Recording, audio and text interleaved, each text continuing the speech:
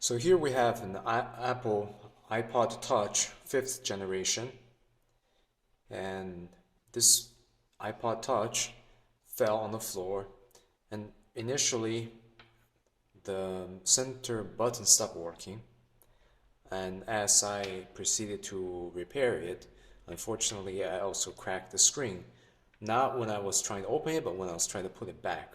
So I had to order a substitute LCD assembly.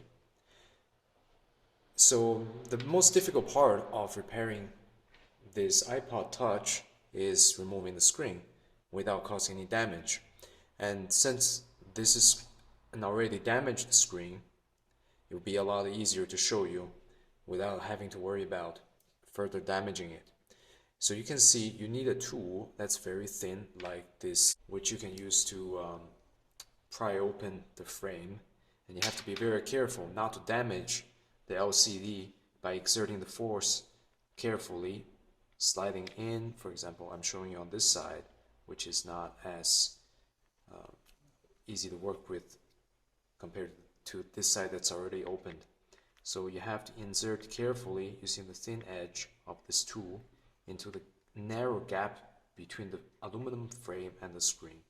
And there are several points. If you look at the replacement screen, there are 8 clips that holds the screen in place in the aluminum frame. So you just have to make sure you get a good idea of it and space it out when you insert the tool to pop them open. I mean, it's not going to be as easy as this, obviously, because this one has been already removed.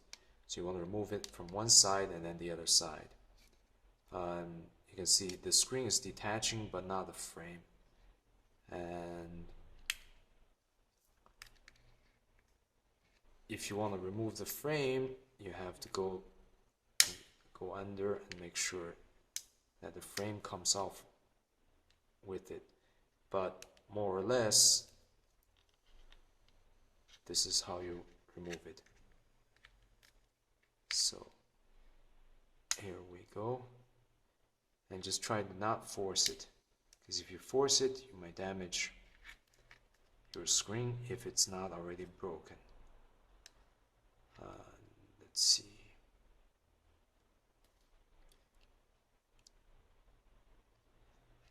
So, okay.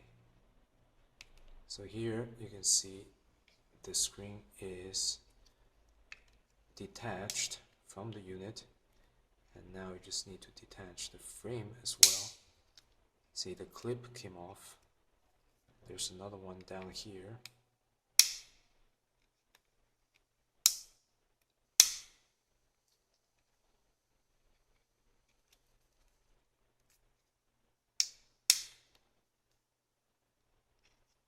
It's definitely not the easiest thing to work with, but this side came off too. Now I can work on the other side.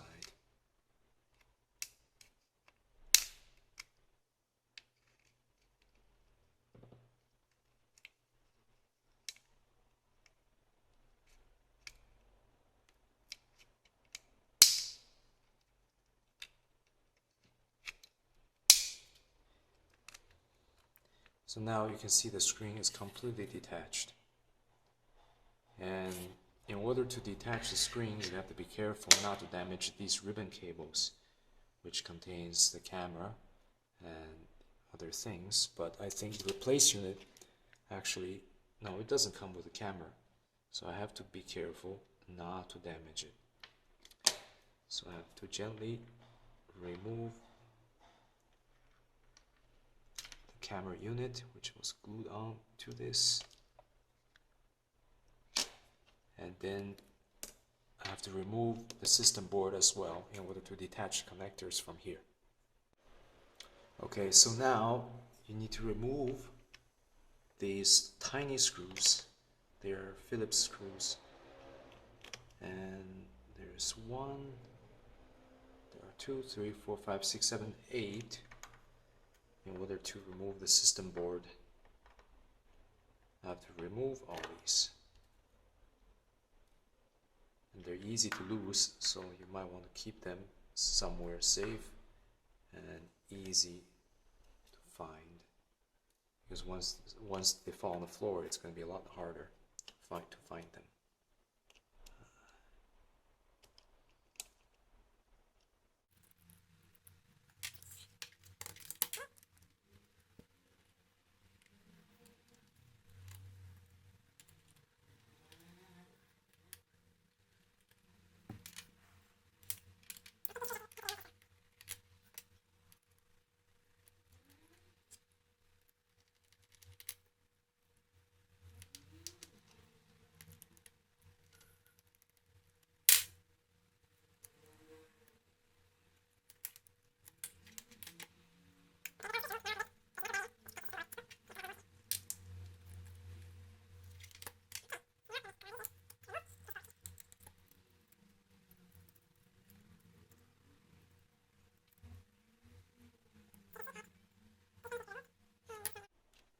No, I can't say Apple made it very easy to repair. So now you have this iPod exposed. Here you have this lithium-ion battery, and it's 1030 milliamps, and then you have the system board here. So, and you have the solid aluminum case here, but first I need to remove the existing LCD. It looks like the connectors are connected onto the back of the main board, which is remarkably small considering the size of this unit. Most of the space are taken up by the lithium-ion battery. I'm actually surprised by how small this is.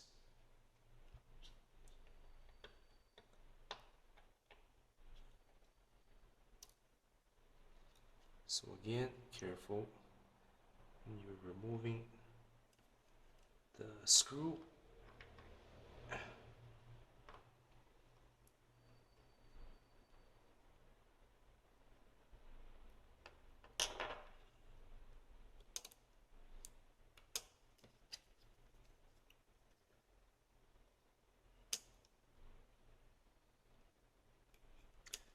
Let's see what else is on this side holding it down.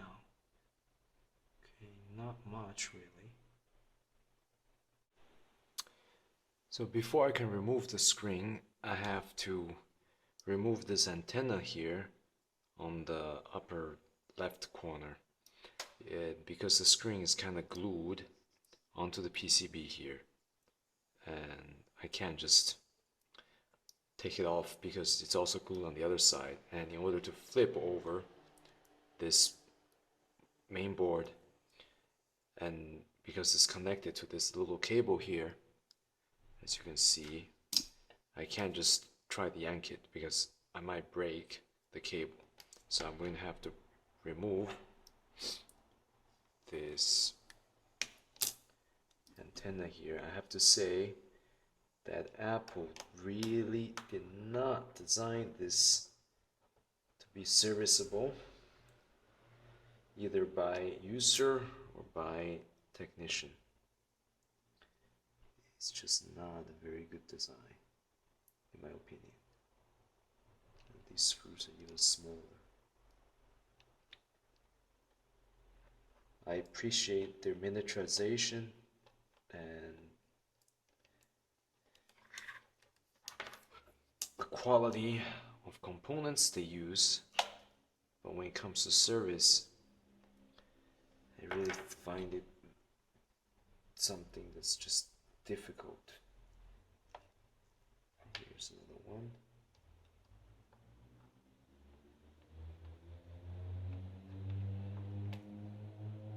No, I dropped it. Now it's going to be nearly impossible to find. It's a pity.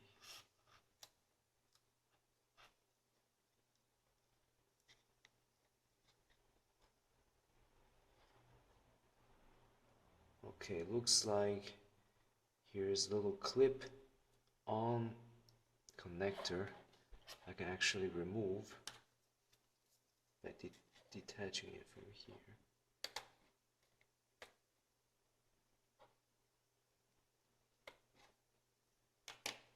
Or not.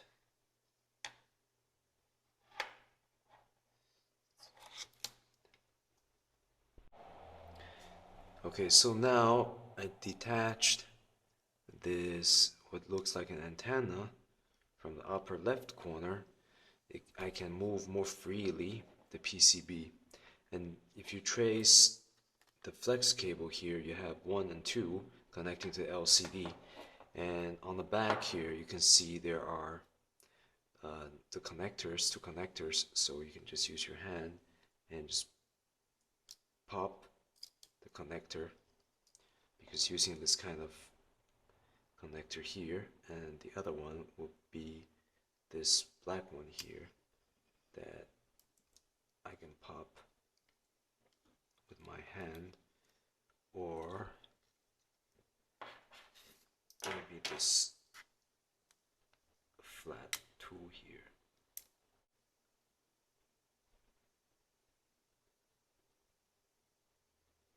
And this one, make sure connect it back when you're done.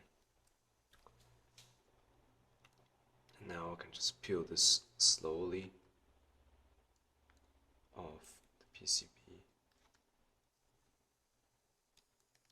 Uses some kind of conducting or insulating glue, I would assume. But now I just have to put back the other screen.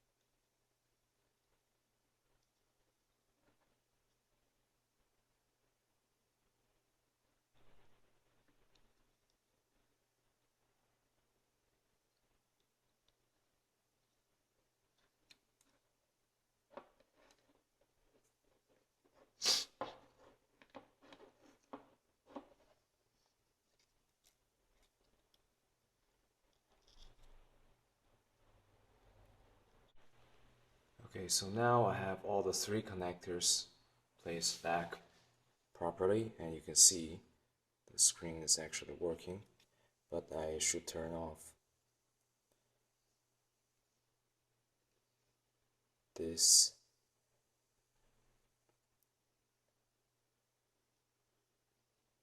before I can put back all the screws. And just put all the screws back one by one. And don't forget this piece of metal barrier.